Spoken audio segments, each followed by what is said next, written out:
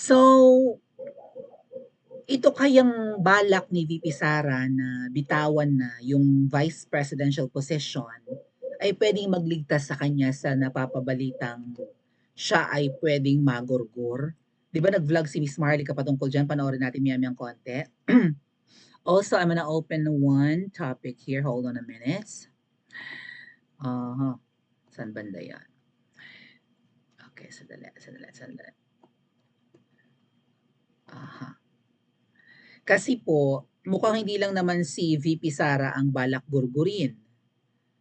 Di umano, si Senadora Amy, according to Miss Marlica, ay balak ding gurgurin. Ay malamang, matagal na siyang, what? Matagal na siyang pinanggigigilan ng kanyang, yung sampid, yung relative by affinity niya, matagal na siyang gustong, di ba matagal nang nai-imbyer sa kanya't napipikon yon.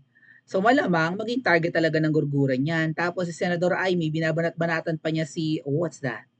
Binabanat-banatan pa niya si, oh, may mga pahiwatig itong, nako, talagang hindi lang po talaga si Senadora Amy at si VP Sara ang mukhang magugurgur. Well, kung si VP Sara mga ate at kuya ay magre-resign as VP at tumakbo na lang sa 2025, that's a year and like 4 months from now, 5 months. Makakaligtas sa gurguran to. Malamang ngayon pa lang nagdiriwang na si Queen B, yung malaki ang tiyan. Si Queen B, yung third woman president. Sino ang third woman president? Comment nyo nga sa comment section. Malamang tuwan-tuwa na si third woman president of the Philippines dahil, di ba? Yun lang pala ang technique. Yun lang pala ang technique eh. Sabi siguro ni Queen B, no, habang lumalaklak ng champagne. Yun lang pala ang technique eh. Dapat gumulo ang Davao, no? Mag-vote buying sa Davao or signature buying. 'Di ba? Bulabugin lang doon. O, di umuwi rin. Umuwi sa pugad ang Green Eagle. Baka nanonood sa akin si Queen B. Queen B, di mo 'to naiisip? Naisip ko, 'di ba? So, abogada ka, pero magaling ka lang sa pagiging demonyo eh. Siguro na, Queen B, ang galing ng teknike nyo ha. Binulabog nyo lang ang pugad ni Green Eagle. Pipilitang umuwi si Green Eagle, maisalba lang yung inayos nilang lugar. 'Di ba? Nilinis nila ang syudad ng Davao, inalis ang mga kriminal, ang droga, pinaunlad, walang korupsyon. Tapos ngayon, meron doong gustong maging reyna na retokada na napahiya kay Karen Davila. Tapos yun yung utak sa signature buying for People's Initiative, kuning-kuning na para mapalta ng konstitusyon. Teka muna, sabi ni VP Sara, bahala kayo dyan sa Manila. Uwi na lang ako ng Davao, tatakbo ako sa 2025. Give up na yung vice president. Wala, ayoko. Binudol ako na, it goes to show na alam na ni VP Sarang nabudol siya, mga adat kuya. Walang unity. Mahiya-hiya ka, Hello Kitty. Hayop ka. Isang sapak lang sa'yo ni VP Sara, sabog ang ngipin mo. Magpapanabog ang ngipin mong animal ka talaga. Hinay-hinay mawi sa pagbablog. Baka magurgur. Pero tingin ko magiging ligtas si VP Sara sa pagkakagurgur kung uuwi siya ng Davao. Local na lang eh, no? Unfortunately, kapag si VP Sara ay mag-resign as pangalawang pangulo, mga tet kuya, nasa na yung hope natin? 'Di ba na may umupo sana sooner, hindi na umabot ng 2028, sana malaglag sa hagdanan yung mag-asawang kung sino ang mga animal na yon. Ang taas-taas pa naman ng hagdanan doon sa tinitirhan nila ngayon. Ang taas doon mga tat kuya. Talaga namang pag nagugulong ka doon, barog ulo mo, amnesia abutin mo, no? Comatose pa. Vegetable state ka ng bonggang-bongga pag nalaglag ka sa hagdanan na yun. If ever po may mangyaring hindi maganda, si VP Sara talaga ang magiging natin, 'di ba? Fourth woman president. Kaya lang magko-quit, wala tayong magagawa. Mukhang hindi naman ganit sa pwesto 'to eh. 'Di ba? Unlike nung mga binibintang sa kanya na, thank you Ate Rica. Unlike sa mga binibintang sa kanya na Hindi lang binibintang kundi nangangamba sila 'di ba, na 'pag umupo ito tapos ang maliligayang araw ng mga kamkamero't kamkamera, lalo na yung lone better. Kasi yung lone better daw babae daw 'yan, eh, malaki daw ang tiyan niyan, eh. Sino kaya 'yun 'no? Oh, oh, sino nga 'yun? Parang si Betty Boop 'yun. Betty Boop ba 'yun, yung lone better, Betty Boop or Betty Butod? May nakita kasi akong Betty Butod, eh. Anyway, so tatlong babae daw po ang magugurgur. Mukhang safe na si VP Sara unless loko-loko lang talaga ang mga animal, 'di ba? Lalo na yung monster na si Donald Duck. Malay niyo naman traidorin 'yan kahit na hindi na threat sa kanyang inaasam-asam na posisyon. Pero yun nga rin po, sabi ni Miss Maharlika, even Senadora Amy daw ay mukhang magugurgur, mukhang ipatutumba. Malamang magtutumba diyan ay yung kamag-anak at yung sampid. Panoorin muna natin si Miss Maharlika and mamaya ipapakita ko sa inyo kung sino yung pangatlong babaeng magugurgur. VP Sara, Senadora Amy, sino pa kaya yung isa? Comment nyo sa comment section habang pinapanood natin yung vlog ni Miss Maharlika, mga dad kuya. Ngayon, mga palangga, bakit walang ginagawang aksyon si Senator Amy Marcos na for sure nakarating na sa kanya, nakarating sa kanya itong information na ito na gusto siyang ipategi ng mismong kamag-anak niya. Kung yun ay totoo, okay? Kung totoo, yung information na nakarating sa kanya, nakarating sa akin, na ipapagurgur siya. Okay? So, sino pwede nyo pag-isipan? Ano daw ang dahilan kung bakit Sandali, may commercial. Okay. gusto siya ipagurgor? Kasi ang Nganga Bells ni Amy Marcos ay nagsasalta against dito kay Tambaluslos. So actually, we're just waiting na magsalta siya against sa kanyang kapatid. So imagine ninyo kung ito ay may plano talaga. Sa tingin nyo, totoo ba to? Okay? Kasi magkasabwat si Tambaluslos, si Lisa. Kasi sila yung outsider sa family. So, I don't know kung alam ni Kuting ng Norte na may plano, ayon sa ating puting ahas, na ipagugurgor daw, umuna si Senator Amy, tapos si Inday Sara, may umaaligid-aligid din kay Inday Sara. Kaya sobrang ingat sila ngayon ayon sa ating mga informants. Ngayon, mga kababayan, ito ba ay may katotohanan? Right? Ito ba ay may katotohanan?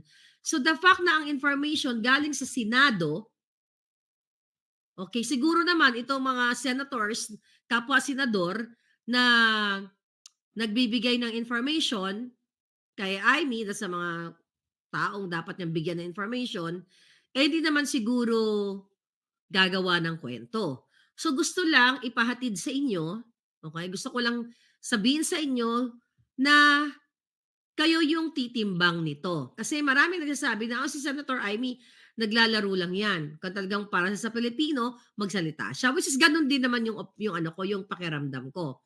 Johan S., thank you, Falanga. Thank you, Falanga. Okay.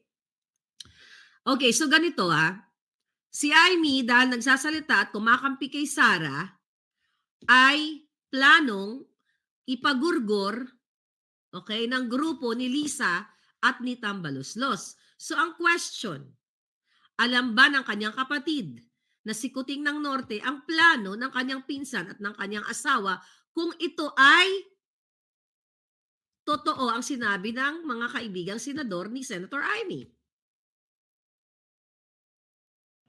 Ang source ni Miss Maharlika, mga ate at kuya, ay senador. Malamang binigay na rin kay Senadora Amy ang info. Ang nag-message kay Miss Maharlika ay senador. Sino kaya? Anyway, credible na tao. Ay kung kinontak si Miss Maharlika, syempre malamang kinausap na rin nila si Senadora Amy. Ano nila, kasama nila sa Senate eh. Alam mo bang balak ang gurgurin ng kung sino man ang binanggit ni Miss Maharlika? Oh, ngayon malaking tanong kung talaga kung ano ang gagawin ni Hello Kitty Sino ang pipiliin niya? Sino ang magiging matimbang sa kanya? Ang nakakatanda niyang kapatid o yung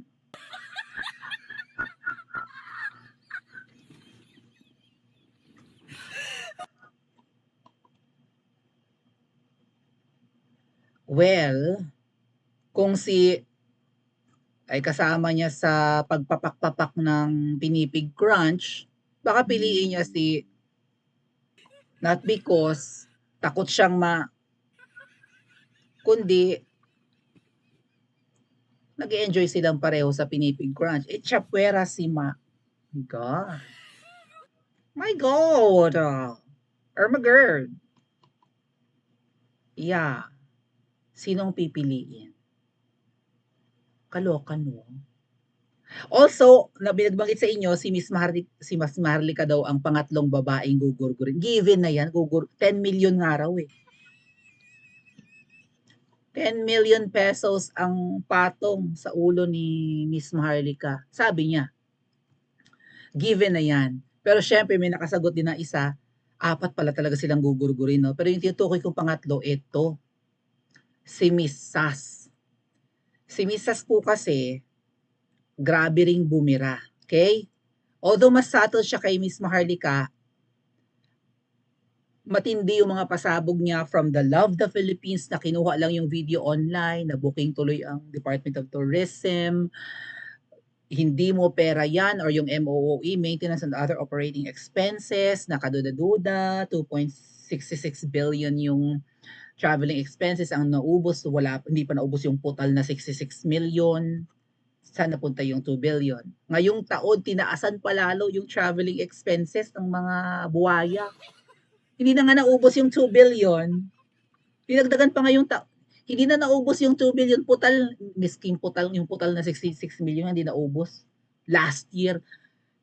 Tapos ngayon dinagdagan pa. Anong kayawaan ito? Si Mrs. ang nagbubulgar ng mga MOOE na yan.